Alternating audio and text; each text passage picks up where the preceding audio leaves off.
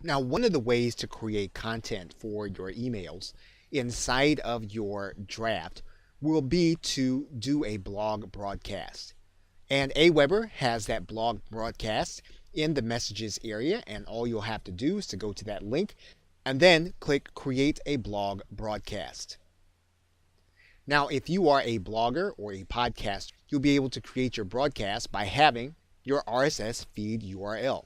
Now, this is going to happen every time you publish a certain amount of content. So what you're going to want to do is you're going to want to write in a subject so that your customers will recognize that this is going to be your content and that you have actually published something new. So you can actually write in here something like new post. You can actually personalize that subject line so that when the person actually sees the email, they're going to see their name, they're going to see that it is a new post. So what you can then do is you can write in a message that's going to appear every time that you have new content. We can actually put that same message inside of the plain text box so that it also goes out.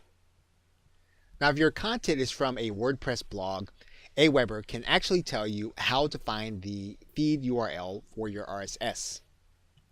And typically it is going to be in one of the forms that you see here.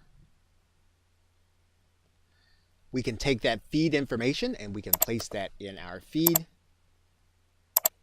And then we can actually choose a template. Now you'll notice that we've just got writing here, but we can actually use a template, or you can leave it in the plain format. And that is what we are going to do.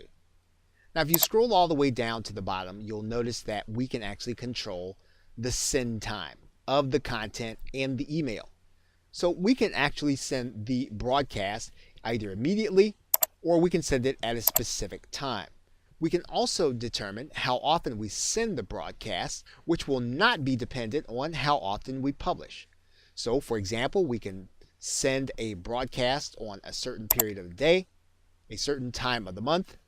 We can send it automatically, and of course, we can continue to track clicks. But once we've determined how we're going to send our broadcast, we can then click the items, and then we can click Save Blog Broadcast. So now we have automated content so that whenever we actually have new content on our blog, it's actually going to be sent to people according to our post reaching the number 4.